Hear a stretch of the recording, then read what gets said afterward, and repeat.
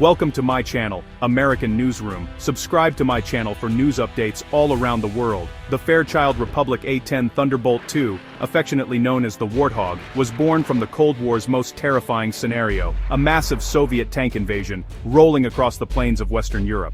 In an era defined by the looming threat of armored columns and high-stakes brinkmanship, the A-10 was conceived as a direct answer to a battlefield that demanded both brute force and unyielding resilience. Built around the fearsome 30mm GAU-8A Avenger cannon, a weapon so powerful the entire aircraft was essentially designed to carry it, the A-10 was engineered to destroy tanks and survive punishing ground fire. Its titanium-armored cockpit, often called the bathtub, and rugged construction gave pilots a fighting chance even in the most hostile environments. Unlike the sleek, high-flying fighters of its generation, the Warthog was intentionally slow, heavily armored, and designed to fly low, right above the chaos of battle. This allowed its pilots to visually identify and strike enemy armor threatening friendly troops, making the A-10 a true guardian of the ground forces. Its legendary survivability and massive payload made it beloved by ground forces, earning a reputation from the deserts of Iraq to the mountains of Afghanistan as the ultimate guardian in desperate moments. The A-10's presence overhead often meant the difference between life and death for soldiers pinned down by enemy fire. But as the US military pivots to countering advanced threats like Russia and China, the A-10's slow speed and low altitude are now seen as liabilities in missile-saturated battlefields where modern air defenses can track and target aircraft with unprecedented precision. The debate over its relevance has raged for years, with some calling it obsolete in the face of new technology, and others insisting that no aircraft can match its close air support prowess or the confidence it inspires in troops on the ground. Now, as tensions rise, once again, in Europe, and NATO forces bolster their presence, the Warthog's future is at a crossroads, caught between its storied past and the evolving demands of modern warfare. The stage is set for a dramatic new chapter in the A-10's legacy, as it faces the ultimate test of whether its ironclad reputation can endure in a rapidly changing world. In a stunning move, the US has deployed A-10 Warthogs to air bases in Poland, marking one of the most significant forward deployments of American air power in recent years. These legendary aircraft are now stationed just miles from the tense borders of Belarus and the Russian exclave of Kaliningrad, placing them at the very edge of NATO territory. This isn't a training exercise, it's a bold signal to Moscow. The tank killer of the Cold War is back on the front lines, ready to defend against any potential incursion. Unlike stealthy F-35s, the A-10's presence is about raw, visible deterrence. Its unmistakable silhouette sends a clear message to any adversary watching from across the border. The Warthog brings the promise of devastating close air support if Russian armor ever crosses the border, with its iconic GAU-8 Avenger cannon ready for action. These Warthogs are now just minutes from a potential front line, slashing response times and giving NATO commanders new tactical options in a crisis.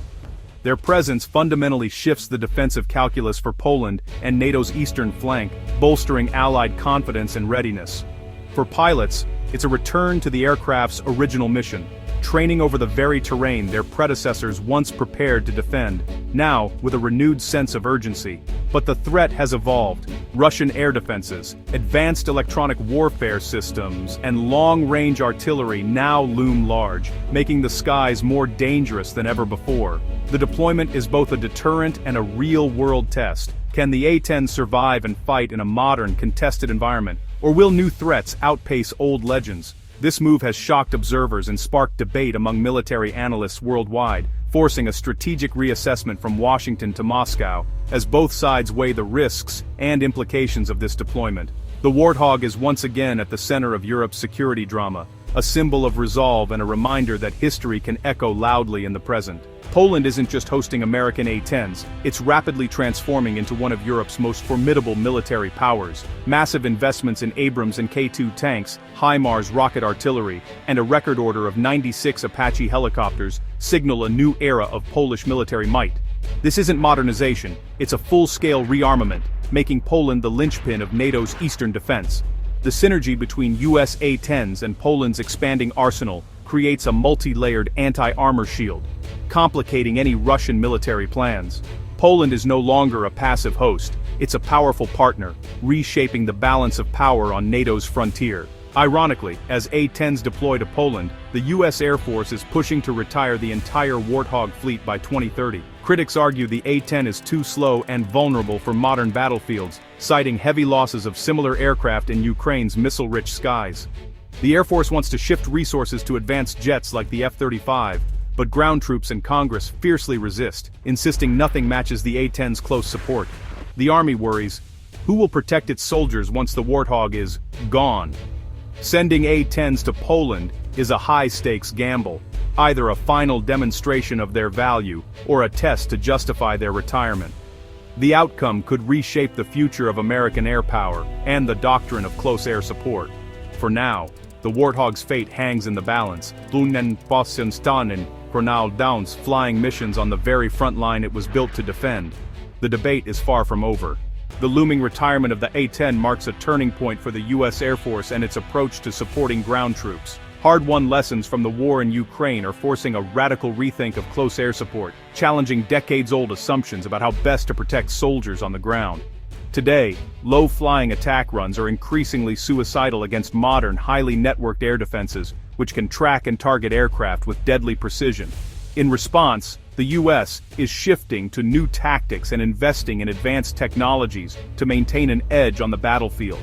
Attack helicopters like the Apache are being repurposed for deep strikes behind enemy lines, taking on roles once reserved for fixed-wing aircraft. Meanwhile, long-range precision munitions now allow jets to hit fortified or mobile targets from afar, reducing risk to pilots. But these standoff methods lack the immediate, reassuring presence of an A-10 overhead, a psychological edge that's deeply valued by troops in the thick of combat who rely on that visible support. Looking ahead, the future likely belongs to drones, swarms of unmanned systems guided by artificial intelligence and coordinated with ground troops in real time, able to strike with pinpoint accuracy and absorb risks that manned aircraft simply cannot take. The A-10's deployment to Poland serves as a bridge, delivering proven, reliable support now, while the next generation of close air support, shaped by new threats and technologies, is still taking shape.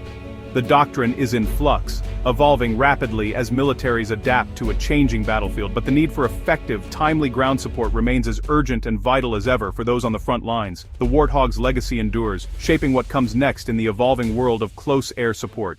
Moscow's response to the A-10s in Poland has been swift and sharp, denouncing the move as a provocative escalation by NATO. Behind the rhetoric, Russian military planners are recalculating. The A-10, designed to destroy their tanks, is now minutes from their borders. The combination of Warthogs and Poland's new armored forces presents a potent anti-armor threat that can't be ignored. Russia is likely to bolster its own defenses, deploying more S-400 missiles, electronic warfare units, and fighter jets to create a lethal anti-access bubble. This action-reaction cycle is turning the Polish border into one of the world's most militarized zones. The A-10's presence is a psychological blow, undermining Russian claims that Western equipment is obsolete. Its iconic BRRRT is now a daily reminder of the high cost of any aggression against NATO. The stakes, and the tensions, have never been higher. The A-10s in Poland, alongside Poland's military renaissance, mark a new era in NATO's deterrence strategy. The old tripwire approach is gone. Now the goal is to deny Russia any chance of a quick victory by positioning overwhelming force right at the border. Heavily armored Polish divisions, a vast fleet of Apaches, and forward-deployed Warthogs form a defensive wall designed to stop an invasion before it starts. For NATO's eastern members, this visible combat power is the ultimate reassurance. Security, not just promised, but delivered. The Warthog is once again a symbol of American resolve and alliance unity, standing guard on Europe's new Iron Curtain. While the A-10's long-term future is uncertain, its current mission is clear: deter, defend, and if necessary, fight. The deployment has shocked Moscow, reassured allies, and signaled that NATO's Eastern Shield is real and ready. The Warthog, forged in the Cold War, is now the cutting edge of a new era in European security.